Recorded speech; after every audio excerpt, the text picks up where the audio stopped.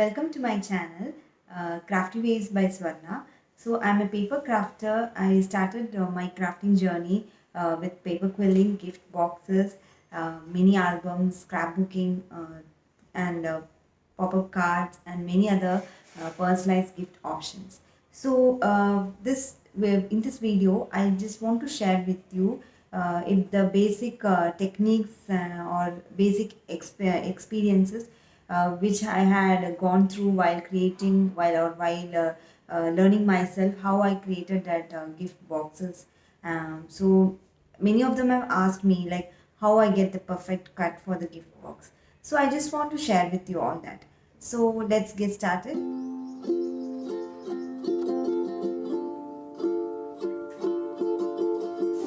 So to create a gift box, we require two sheets of cardstock. I have taken 12 by 12 inches cardstock.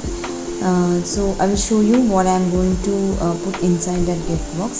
So two sheets of cardstock, then Fevicol or any liquid glue, then pencil, eraser, scissors, and a 12 inches ruler. So for all these are the basic materials required when you don't have the paper cutting tools. And this is the gift which I am going to put inside the gift box. So this hoop, it is created by my daughter. So she wants a box to cover this hoop, and it measures 10 by 8. So I have chosen this two color cardstock. You can take any color, and for the base I have taken this brown cardstock. And since the hoop is of 8 by 10 inches, I am taking 1 inch measurement on all the four sides to fold the box.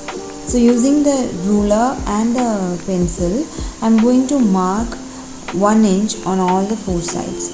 So you can mark so that you will get a square type box.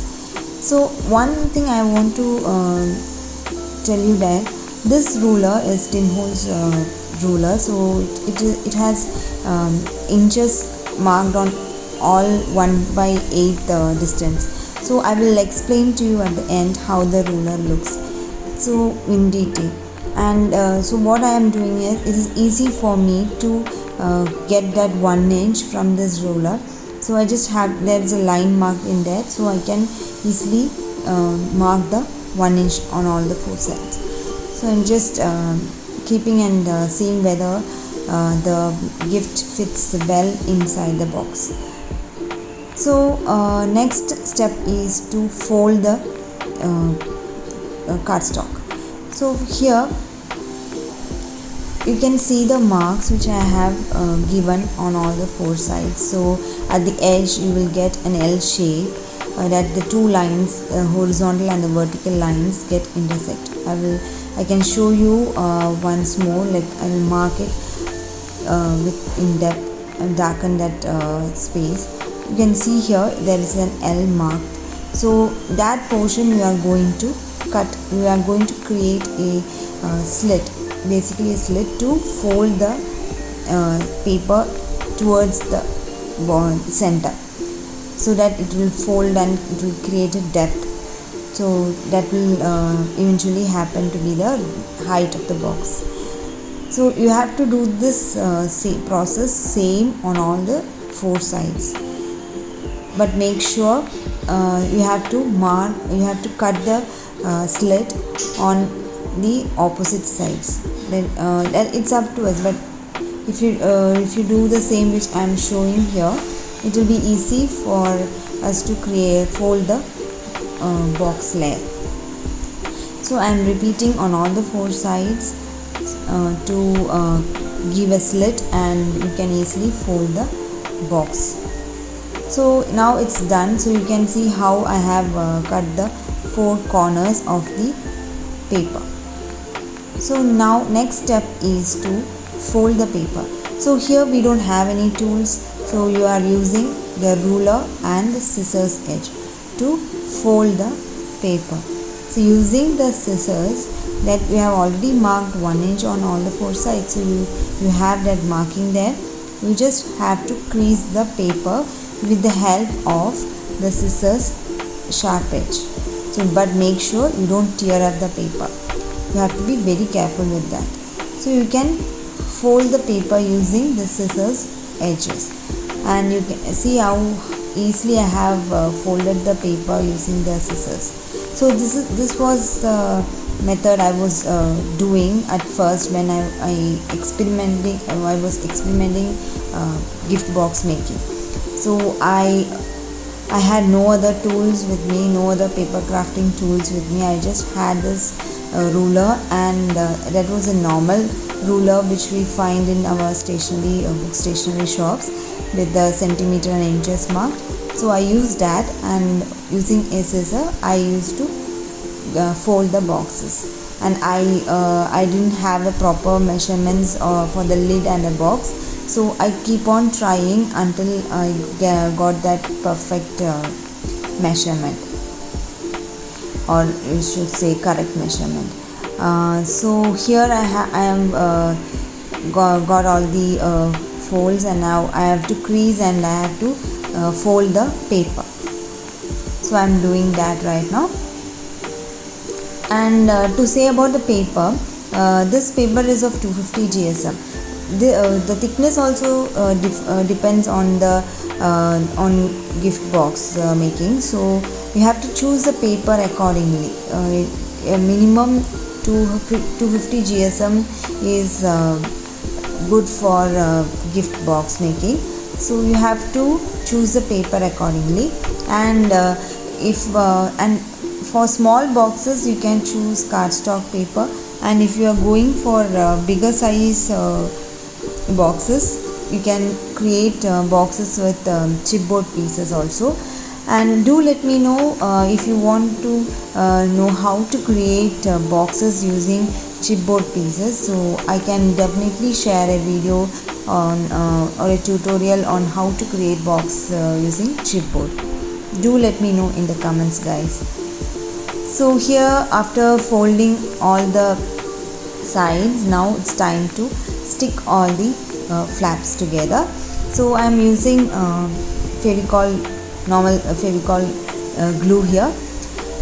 Usually to avoid that what you say, like the Fevicol's stickiness, you can use tacky tape also. But since I want to share with you what you can do when you have that basic tools, so I am using Fevicol here. I usually use tacky glue, which is more easier and very messy also, not very less messy. So no mess will be there and the work will be neat rather than Fevicol. But if you get the hack of this Fevicol, how to use it, how much glue you have to put on the flap, because the flap is a very small space, so you have to be like careful while pouring the glue. You don't have to press too much. You should not give too much pressure to the bottle, otherwise a lot of glue will be over the paper and it will be a huge mess or huge task for you. So you have to, when you get the hack of it, you will know how much glue you have to put on the sides of the boxes to stick together the flaps. So using glue, I am sticking all the flaps together, and as I am doing this for a long time, so I know how much glue it should be given to the sides, to the small flap. So I am doing according to that. Or you can, for easy work, you can also use a old brush, which is paint brush, and you can spread the glue with the help of the brush, or using a toothpick also you can spread the glue, or even a piece of small piece of cardstock or a chipboard piece can help you spread the glue. So you can do accordingly. Now I have fixed the box, and you can see the gift fits in very perfectly. Now it's time to do the lid. So here I have taken a lighter shade of brown. So here The size of the paper, the paper, I have chosen as 11 5 by 8 by 11 5 by 8, and the folding part will be of 3 by 4 inches on all the four sides. So you don't need the lid to be fully covered along with the box. You don't need the height of the lid as same as the box. So I have taken half of the the box size. So that will be 3 by 4 by 3 by 4 3 by 4 inches on all the four sides, and the size of the paper I have chosen is 11 5 by 8 into 11 5 by 8 inches. So here I am telling everything in inches. So because I have practiced with inches only from start, so for me the measurement in inches is more easier. So it's up to us, whichever measurement we follow we can do that. So here same as the box, I am doing the same method of folding for the lid also, but only thing is the height will be different. The size of the paper which I have taken, and the height of that is the depth of the box, that lid will be different as of the box. That is, we have I can repeat once again, like the size of the paper which I have chosen is 11 5 by 8 by 11 5 by 8 inches, and I'm taking a measurement of 3 by 4 on all the four sides, and I'm cutting the flaps as shown in the video, and then I'm repeating the same step as of the box. I'm folding the edges, the flaps, with the help of the ruler and the scissors. So it is much easier to fold the paper using the scissors rather than using the ruler alone. So I am doing that.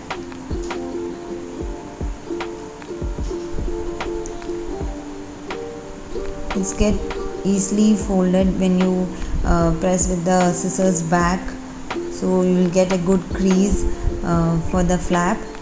Now it's all done. So next step is to stick the flaps together so that the lid is formed. So now what I'm going to do is, using the Fevicol liquid glue, I'm going to stick the flaps together. So I'm repeating it in all the four sides. So the lid is almost ready, guys. So yeah, I'm just making the paper straight so that it gets fits properly to the box. So let's see how it get fixed. Yes, it's getting perfectly fitted, the lid and the box. So yes, can you see the height difference there? So you can easily open and close the box with using this. So hope you all like this video. So here is a tip for you all. This is the Tim Holtz ruler which I was talking about. As you can see, they have marked the measurements like 1 by 8 and to 1 inch, 2 inch. Everything is marked. The numbers are marked very clearly. This is properly in inches scale. So this is very helpful for any scrapbook maker. And this is a normal ruler which we always have at our home. Here, with the help of that horizontal line, you can measure the 1 by 4 inch. The middle part can be taken as half inch, and the lower part will become another 1 by 4 inch. Total height of the ruler will be 1 inch. So it will be easy for you to take measurements. And also they have marked inches without any markings are there anyway, but you can take correct measurements with that lines. So hope this helps. Hope you guys liked my video. Hope you liked how I created that gift box. So I'll be coming back with more tutorials like this. So I hope it will be helpful for any upcoming paper crafter like me. So see you all in the next video. Thanks for watching, and please don't forget to like, subscribe my channel and hit the bell icon so you will get more updates about my upcoming videos. So till then, see you next time. Take care. Bye.